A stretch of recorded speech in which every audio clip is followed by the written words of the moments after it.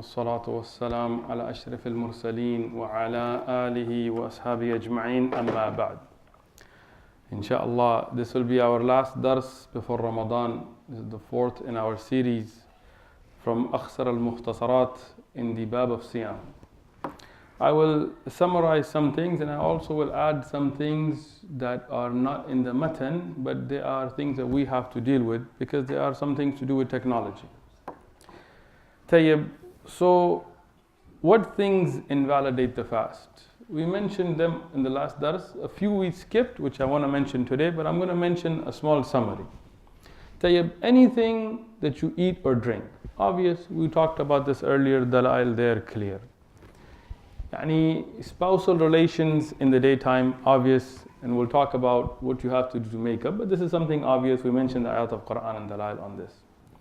Tayyib, but then there are some other things that are not so obvious. Tayyib, we talked about injections, getting shots. Tayyib, so everybody remember, if you get a shot that is nutritious, you get a vitamin shot, you get some kind of shot to replace food and drink, then that invalidates the fast.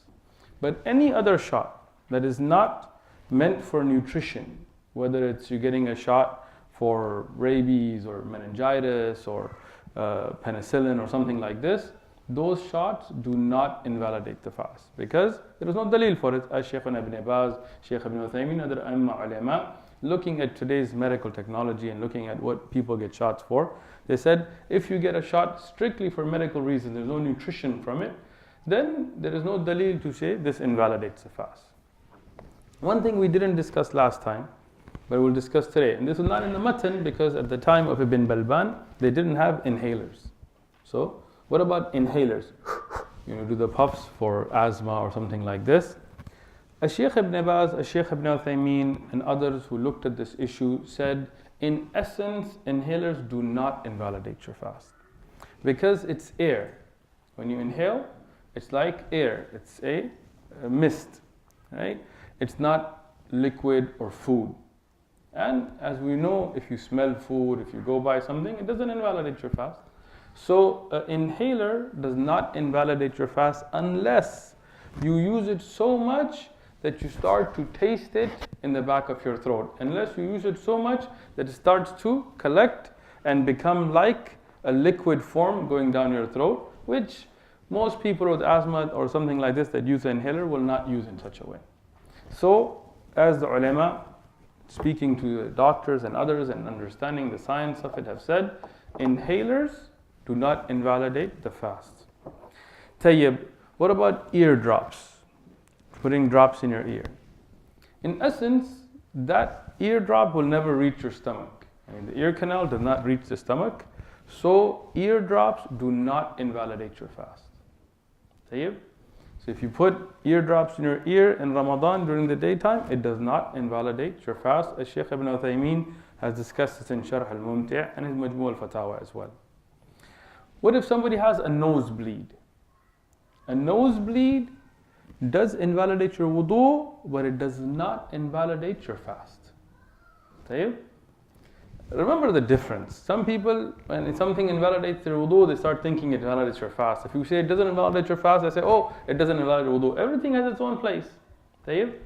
So, if somebody has a major nosebleed, not just like a trickle of blood, but when you have a lot of nosebleed, what is rajih? It invalidates the wudu.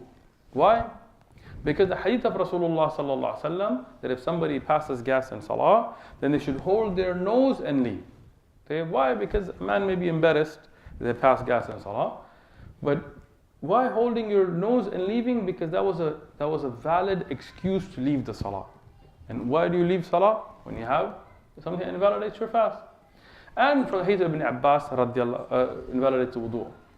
And the hadith of Ibn Abbas radiallahu that large amounts of blood, that is shocking, invalidates the wudu. So this is wudu. What about fasting? Nosebleeds do not invalidate the fast. It's involuntary. It's not something you do voluntarily.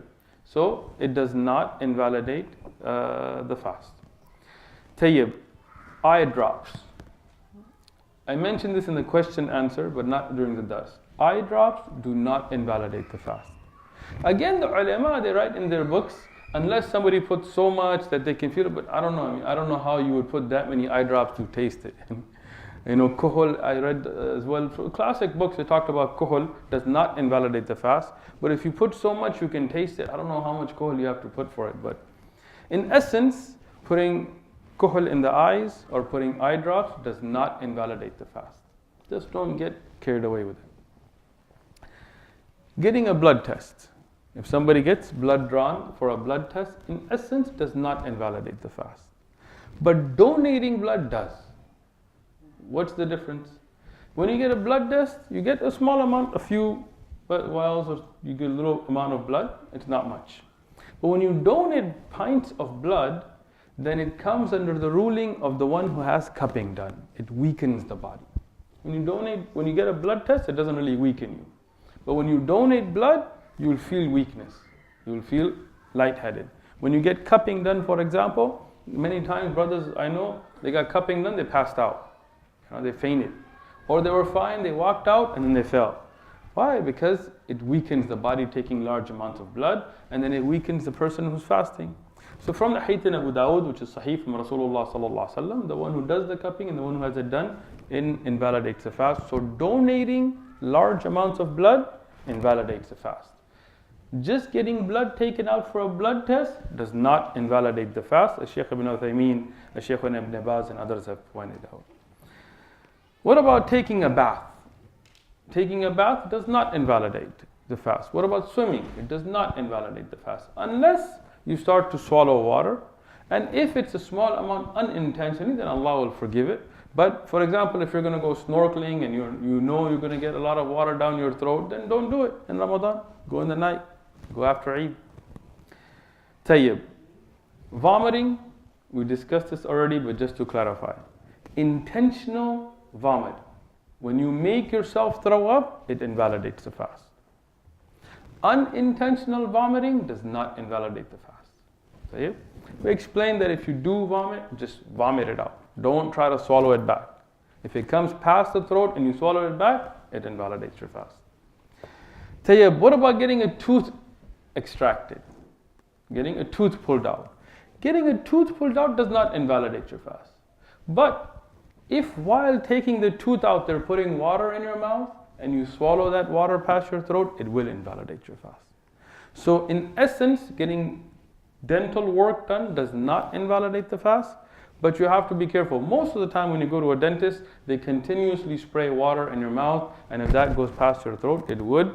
So my suggestion to you, if you are going to get any dental work done, get it done before Ramadan or after Eid or in the night time in Ramadan. Try not to do it during the daytime. If you are going to do it in the daytime, some kind of emergency, then you have to be careful. Tell the dentist, don't put water or anything else that could go past your throat. Tayyib. The issue of a siwak in Ramadan or in a state of fasting.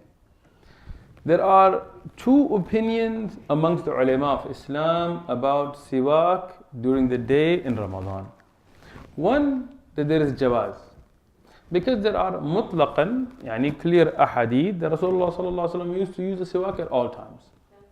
And there are many rewards for using the siwak.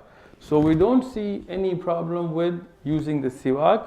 And in qiyasan, yani using the method of qiyas, to use the toothbrush in the daytime in Ramadan.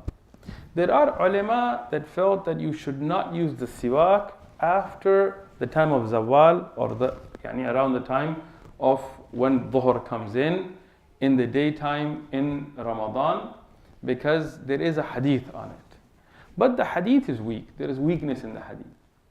Other ulama also said that it takes away the bad smell.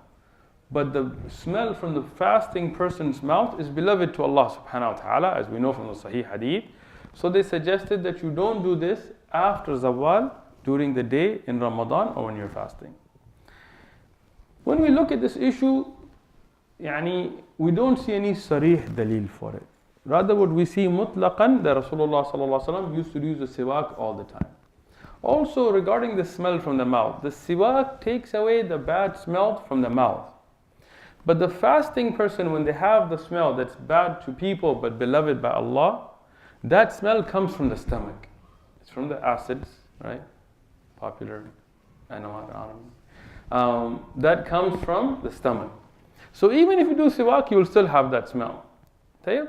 So what seems rajih, Shaykh ibn Uthaymeen and Sharh al-Mumti and others have mentioned that there is no problem with doing siwak. But having said that, many of the earlier imma and ulama mentioned there is a hadith on it, even if there is weakness in it. And there is nothing sarih khalif to it. And this is out of precaution. So if somebody restricts their siwak to before zawal and then after iftar, this is better.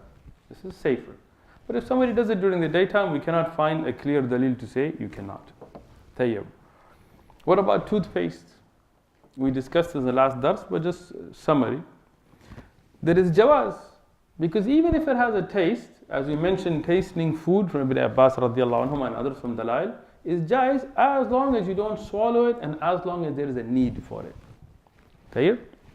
Meaning, if there is a sister, or in America, a brother, who's cooking, mashallah, in Ramadan, and now he's worried, what if the salt or whatever else gets messed up and now people that come for iftar will not be able to meet.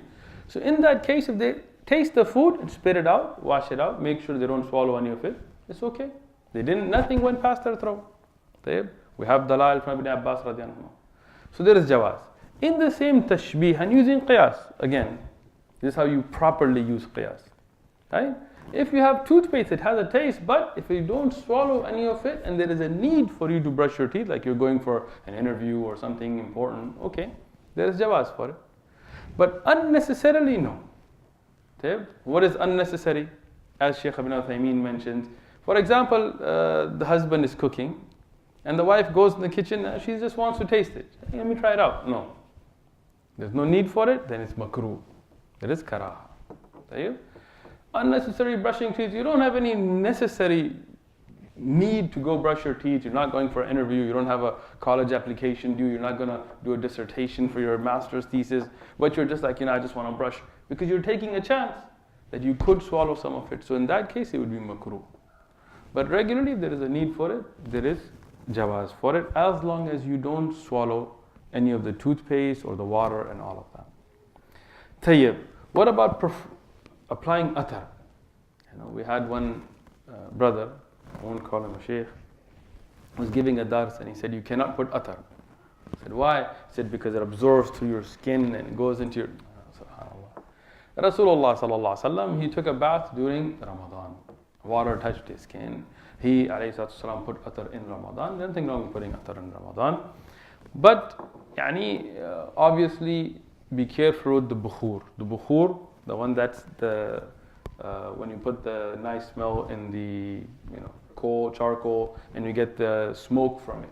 Why? Because if you inhale a lot of it, then you'll start tasting it. Brothers, in Ramadan sometimes they bring the bukhur and and then you start to really taste it, and it has particles, so you have to be careful with that. If you smell bukhur, it does not break your fast, but if you put so much that you start to taste it, it becomes like something going down your throat, then it will invalidate the fast. So be careful with bukhur, but atar and perfumes there's no problem with. Tayyib. This is kind of a strange one, but we got a question about this. Cutting hair and nails in Ramadan. Nothing wrong with cutting hair or nails in Ramadan. You don't eat anything by cutting hair or nails. Tayyib. What if somebody has what's called the wet dream? Obviously, uncontrollably, because you're sleeping, right? Then it does not invalidate your fast. If you had some control over it, not going to go into detail, then it would invalidate, but something that's out of your control does not. Some things that are new in technology that we need to discuss regarding that do break the fast. One of them we discussed a little bit, but IV fluids. Like people that get IV to get nutritional fluids, like people on dialysis or people that have dehydration and they give them nutrition through IVs, or people that don't eat and then your parents have to take you to get an IV.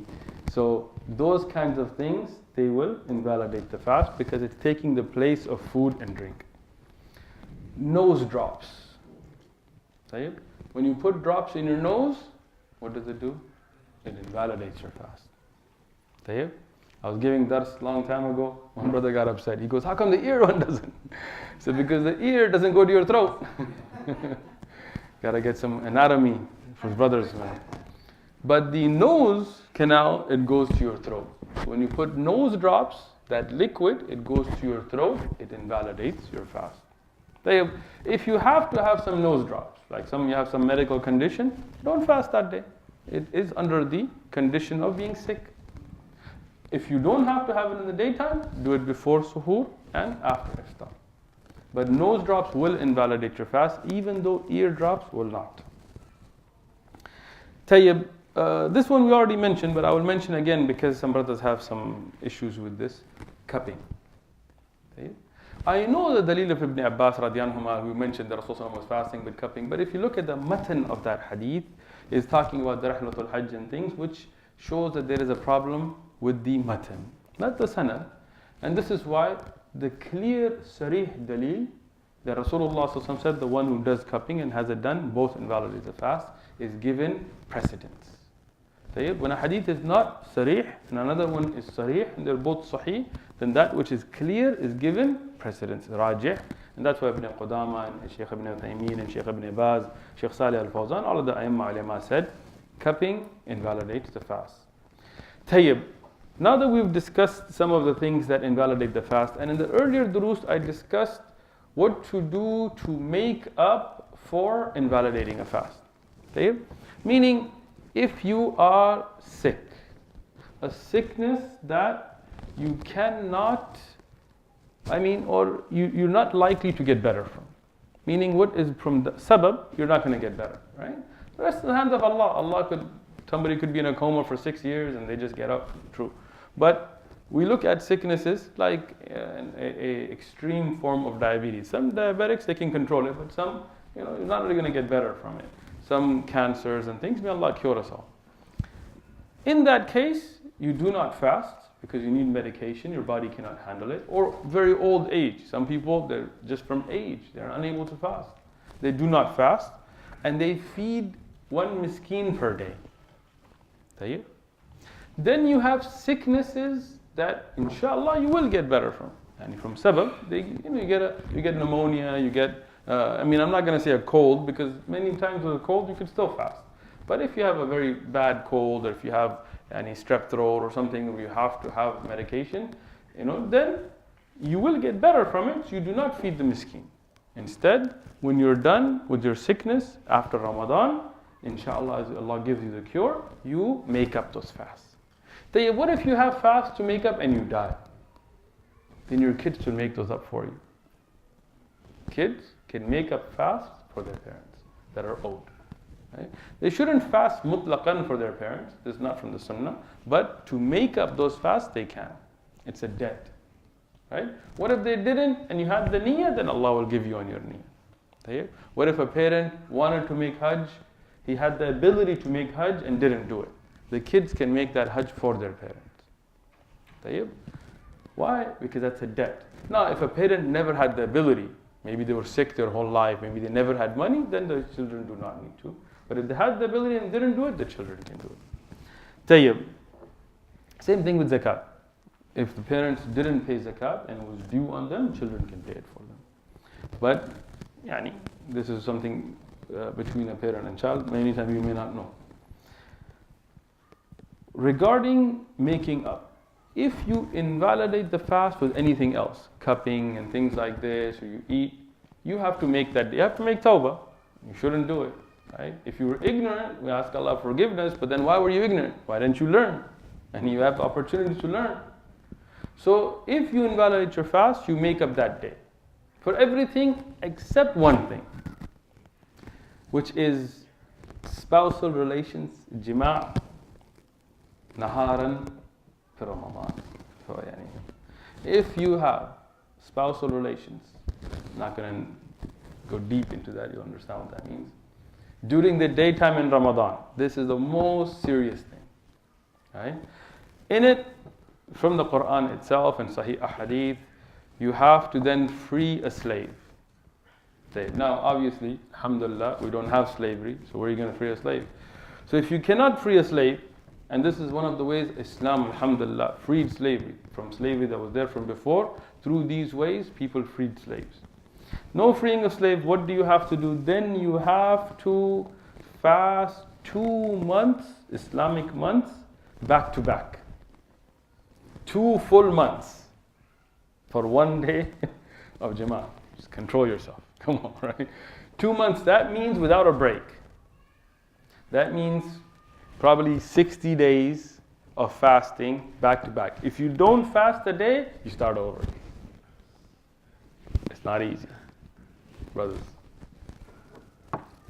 Tie your izar tight. If you are unable to, then you have to feed 60 miskin. What does that mean? Let's say, in the times where there were from war slaves, and you have a slave, or you have the ability to buy the freedom of a slave. Let's say you know somebody has a slave and you could free them. But you say, I don't want to do that. I'm just going to fast. No. That's the first thing you have to do. Tayyib? If you don't have that ability, now you have a situation where you physically can fast, but you're like 60 days. That's going to be hard. I'm just going to feed the 60 poor. No. It's not an option. It is a hierarchy. If you're physically unable to fast 60 days, not that you don't want to. Nobody wants to fast 60 days to make up for a day, right? It's not easy. But if you physically can, that's what you must do, even if it takes you years. But if you're physically unable to, just can't do it physically, then you can feed 60 miskin for that 1 day. What if you had Jama'ah 3-4 days in Ramadan? Each day has the same hukam. Don't do it. Tie your izar tight. What if you're broke?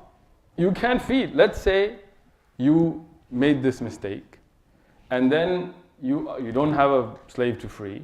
You're physically sick. You're unable to fast 60 days straight, and you don't have money to feed 60 people. Then Allah subhanahu wa ta'ala forgives it. Allah subhanahu wa ta'ala is so merciful. Never puts a burden more than you can handle. But don't play with Allah. I want to give some advice. Some of us, may Allah forgive us, we are able to give zakat, but we find a way out of it. We're able to fast, but we find a way out of it. We're able to wake up for salah, but we get lazy about it. And we say, Allah will forgive, Allah will forgive. And the punishment of Allah does not come right away. Right? It doesn't work like that. Allah is Halim. What is Halim? Allah is slow to punish. Hilm. Allah doesn't get angry quick. He doesn't lose his temper. Allah is above all of that. Allah's anger is there, but it comes at the right time. And when it comes, there's no stopping it. Don't be fooled by the hilm of Allah. Right? Some people, they do a sin and they go, I didn't get destroyed. Lightning didn't hit me. I'm going to keep doing it. And Allah then lets them. They go deeper and deeper like Fir'aun. Until the time that the adab of Allah comes, and then the adab of Allah is shadeed. So if you make a mistake, repent right away. Don't play tricks with Allah. If you can do something and you know you're supposed to do it, do it. If you have the money and ability and you can go for Hajj, go for Hajj. Don't be like, I got to pay off my 50-inch TV. You can make all the excuses you want, but when that adab of Allah comes, there is no tricking Allah subhanahu wa ta'ala. So, this is an order. Now this is only for a Jama'ah. For everything else, you make it up. Some situations you make and feed. Don't want to get too deep into these things, inshallah, right now. Tayyib. The next issue which I want to cover is regarding Eid. Before Eid, let's do Taraweeh. Taraweeh is different bab in here, but I'll cover it because it's coming up, inshallah. One of the beautiful aspects of Ramadan is Qiyamul Layl fi al-Jama' fi al-Masjid, making Qiyamul Layl in a congregation in the masjid. We call that Taraweeh. Right? The word Taraweeh will not be in the matan of any hadith. Rasulullah sallallahu alaihi wasallam didn't call it Taraweeh. Sahaba did not call it Taraweeh. In the generations after them, this name came. Nothing wrong with the name. The name is not a big deal. But this action of making Qiyam al-Layl in Jama' in Ramadan was done by Rasulullah sallallahu alaihi wasallam. It was done by the Sahaba during the Khilafah of Abu Bakr radiyallahu and Umar radiyallahu and Uthman radiyallahu and Ali radiyallahu and Hassan and later after that, and it continues till our time. Tayyib. In Sahih Bukhari, we see that Rasulullah sallallahu alaihi wasallam in Ramadan came out to make Qiyam al-Layl. And the Sahaba, they joined him. And they made Salah, Qiyam al-Layl in Jama'. They prayed what we call Taraweeh. Rasulullah sallallahu alaihi wasallam prayed Taraweeh. Tayyib? In al-Bukhari. Then the next night he did it as well. And one of the rawayat the third night, and then the fourth night, and one of the rawayat the third night, he did not come out. The people waited, he did not come out. And the next day he explained why. Not that there was anything wrong with what was being done. He, sallallahu alaihi wasallam, himself explained. He said, I wanted to show you that this is not fard. We didn't want that people make it an obligation. If Rasulullah sallallahu alaihi wasallam did it every night in Jama'ah, people would have started to say, oh, it's fard. Just like witr, people say, oh, it's wajib. Even though it's not wajib. Ali radiyan clarified this very clearly. But to make it clear that this is not an obligation, and this is not us trying to deduce that from the hadith. He ﷺ said it. I didn't want it to become fard on you. Tayyib? So Rasulullah ﷺ prayed Taraweeh. Qiyam al-Layl fi Jama' fi Ramadan. Tayyib? Not only that, he encouraged us to pray. He said the one who prays behind the Imam until he finishes in Ramadan, in Qiyam al-Layl, and who can finish, then Allah will forgive their sins. So qawlan and fi'lan. And he ﷺ saw the Sahaba join behind him and he approved it, so iqraran.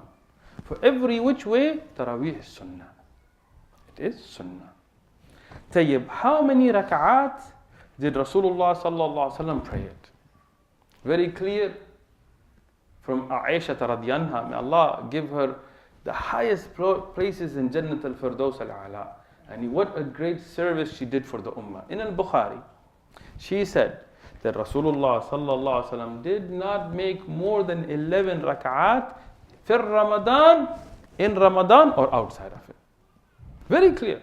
Some people say, no, this is Qiyam and this is She made it very clear. How much clearer can it be? I mean, this is the wisdom of Aisha radhiyallahu anha.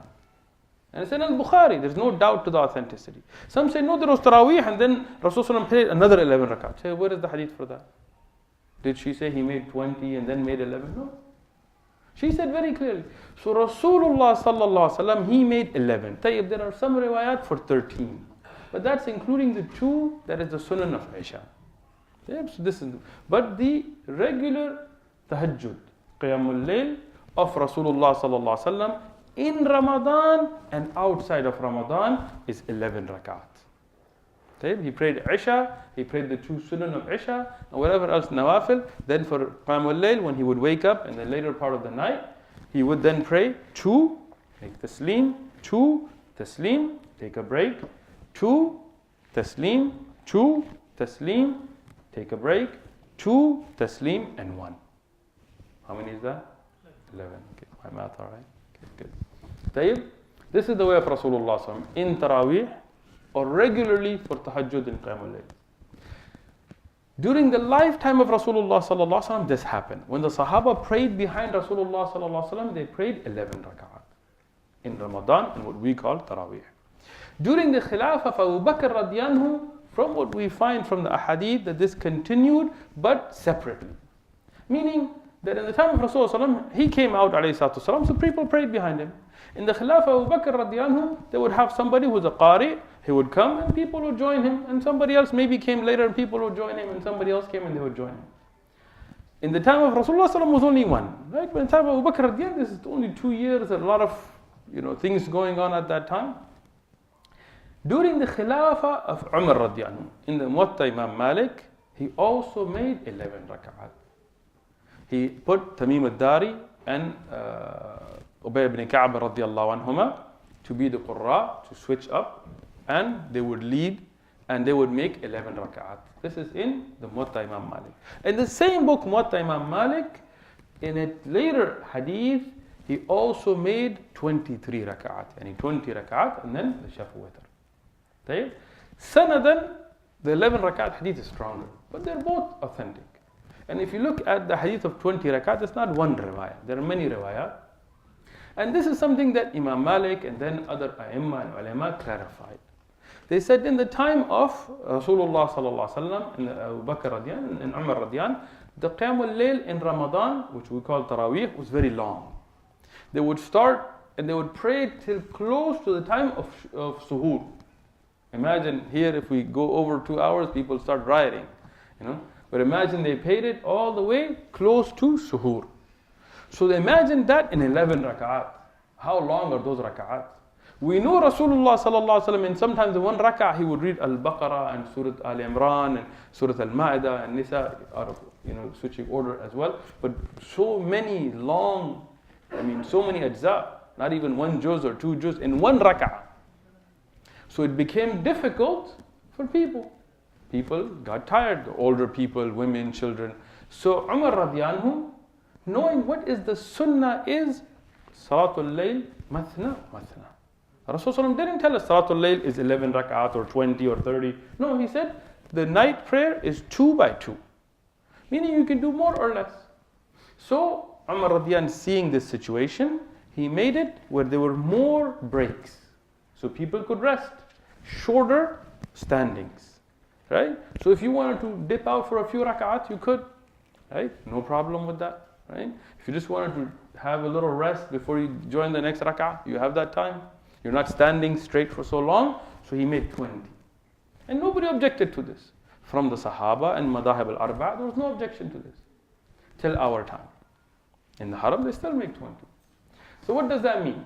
If somebody sees the situation and people are able to make the Taraweeh in 11 rak'at, alhamdulillah. Very good. Rasulullah sallallahu alaihi wasallam did it, Abu Bakr radiyan did it, Umar radiyan did it, the Sahaba did not object to it, and afterwards many of the ulama, they including Shaykh al-Islam Taqiyuddin ibn Taymiyyah and others, they said there is jawaz, no problem with it. At the same time, if an imam in a masjid sees his jama'ah and he says, they are not able to stand long, we're going to make it 20 rak'at. No problem with that. If you increase or decrease from that, no problem, because this is not tawqifan. Rasulullah didn't tell us you have to make these amount of rak'at. So if somebody makes 20, alhamdulillah, no problem with that. If somebody can do 11, that's even better. Alhamdulillah, no problem with that. This is Qiyamul Layl. Everybody clear about Taraweeh? There is no special dhikr between Taraweeh. Some of the masajid, they have a little post-it and they have it and they get a mic and they make some special. There is no such thing. It is not from the sunnah that you have to give a dars between the 4 rak'at. If you feel tartiban, that the most people are there and you can reach them and you give some kind of a reminder, nothing wrong with it. But it's not an ibadah in and of itself. The Taraweeh, when it is done, it should be done with proper recitation. It's not something, if you do 20 rak'at in 20 minutes, you are not getting the point of Taraweeh. This is something you're supposed to enjoy with proper makharij, listening to the Quran, benefiting from it. You don't have to finish the Quran in Taraweeh. But it's something good, because all of us should try to read the whole Quran in Ramadan. Many people are not able to, so at least in Taraweeh they can hear the whole Quran, but it's not something that has to be done. This is some of the ahkam of Taraweeh. Taraweeh can be prayed right after Isha until Fajr. Why? Because that's the time of Qiyamul Layl. Tahajjud, Qiyamul Layl, all the same thing. Some people say, no, one is when you sleep and one. No dalil for that. No dalil. You can get into linguistics, but there is no dalil for it. So if you pray your Taraweeh right after Isha, because that's the most convenient for everybody, alhamdulillah. If you pray your Taraweeh in the middle of the night, alhamdulillah. If you pray right before Fajr, alhamdulillah. If you pray a little bit in the beginning of the night and you do more later, alhamdulillah. But to increase it in the last 10 nights is sunnah. Rasulullah sallallahu alaihi wasallam used to increase his ibadah in the last 10 nights. But a bid'ah that has come in our time, as Shaykh Ibn Uthaymeen and Shaykh Albani have pointed out, that the bid'ah is to separate between Taraweeh and Qiyamul Layl. They say, we have Taraweeh, in the last 10 nights, we're also going to have Qiyamul Layl. What does that mean? Taraweeh is Qiyamul Layl. Right? So, what does that mean? For example here, we will be making, inshallah, if Shaykh Abdul Qadir decides, 11 raka'at every night. In the last 10 nights of Ramadan, we will also have brothers come again in the last part of the night to increase their ibadah, but this is all one salah. This is all one salah. Okay? Whether you call it Qiyamul Layl or Taraweeh, it's up to you. Okay? The only caveat here is, if you make your witr, then you cannot repeat your witr. So if you're going to make 20 raka'at, and then pray your shaf and witr, and then you want to make another 10 rak'at, you can.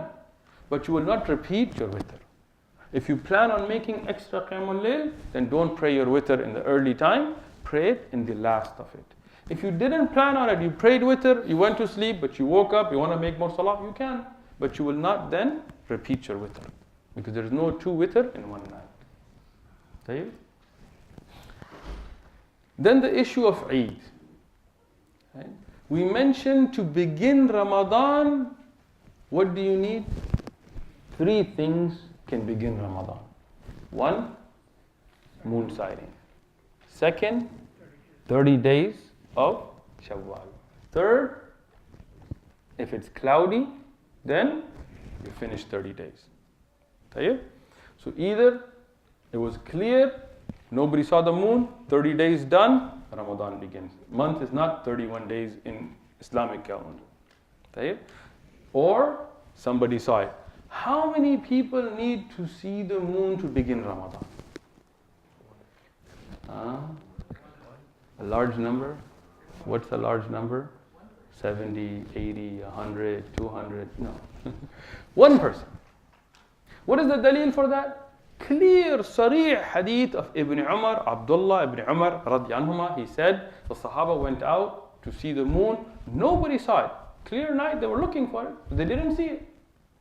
I came, I told Rasulullah sallam, I saw it. One person, Rasulullah sallam said, we're fasting. Some people now today say, Ajib, you need a big number. Okay, what's a big number? Whatever you have, one more than that. It's become a joke. What can I do, right? Big number. What's a big number? Can't tell you. What does that mean? If you say you need 100 people, then we're never going to sight the moon in America. Show me one place in America that 100 brothers are all standing in one place looking for the moon. Not going to happen, right? And if you say 100, what's the dalil for 100? If you say 70, what's the dalil for that?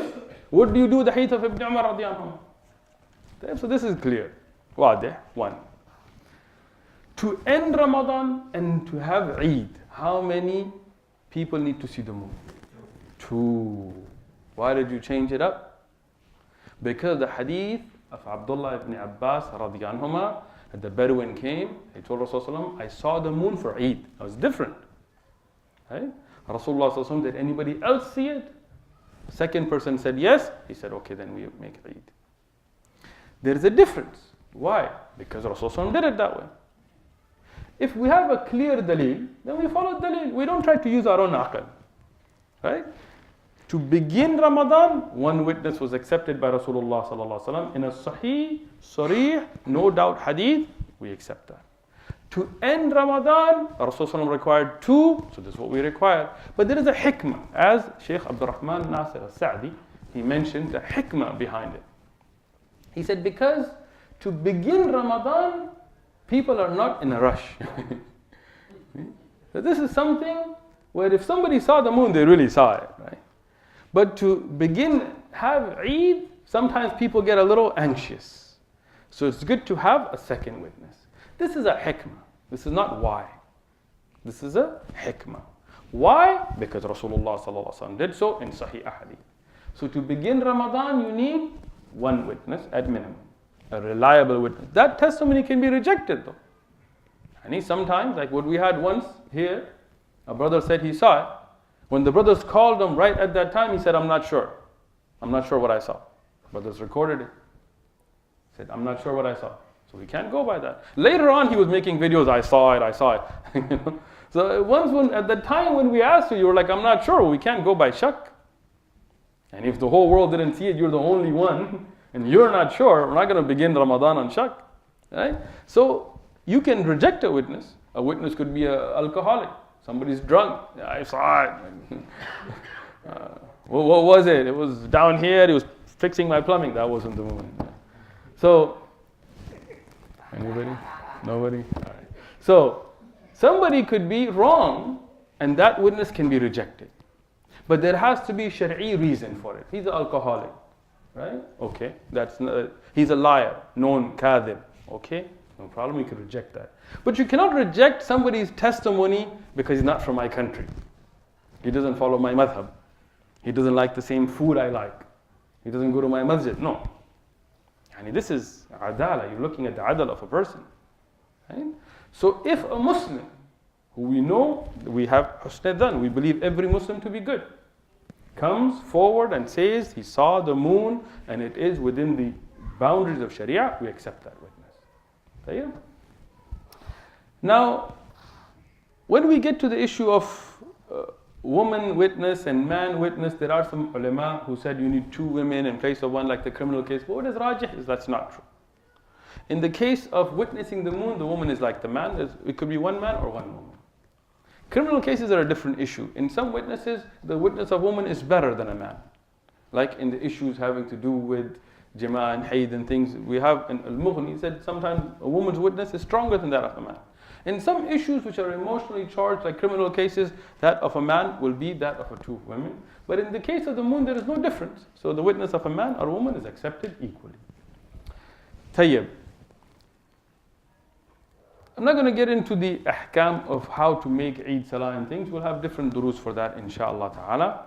But just to end, the night of Eid is a night of celebration. There is no special ibadah for that night. Some people said in the night of Eid you have to make 100 rak'at and this, it's all bid'at. Okay?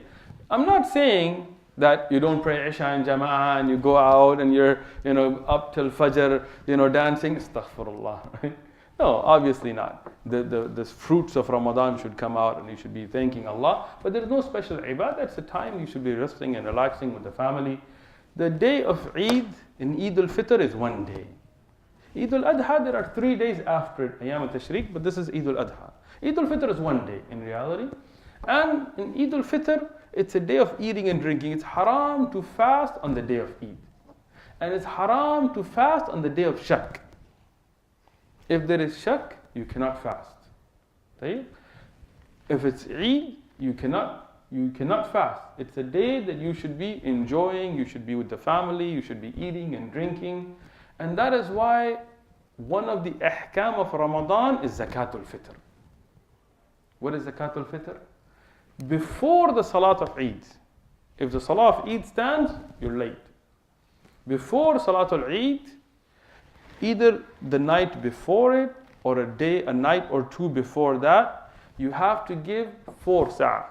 Sa' is a hand scoop, a handful, so 4 of these. It's called a mud. Right? Of a staple food to a Muslim so they can have food on the day of Eid. Why? Because this is the day of eating. This is the day you're not fasting. So if somebody doesn't have food and they're not eating, this is a hardship on them. You cannot give money. Why? Because this is not what Rasulullah ﷺ told us. You can give money to somebody to buy food and give out. That's fine. But you cannot just say, nowadays, people need money more than food, so I'm going to give them some money, you can buy some clothes with it. No, it has to be food, because on Eid, they should be eating. And there are people in San Diego that we go to every year that need food for the day of Eid. And more than that, in Mexico, next to us, there are people that don't have food for their families. And then, around the world, of course, so if you have family, maybe in another country, somewhere in China, I don't want to offend anyone, right? And then maybe they're having some financial struggles, and you send money to somebody to buy food and give them, that's fine. cannot just give them money, but to buy food and give them, that's fine. But it has to be given to them before you make Salatul Eid. Tayyib?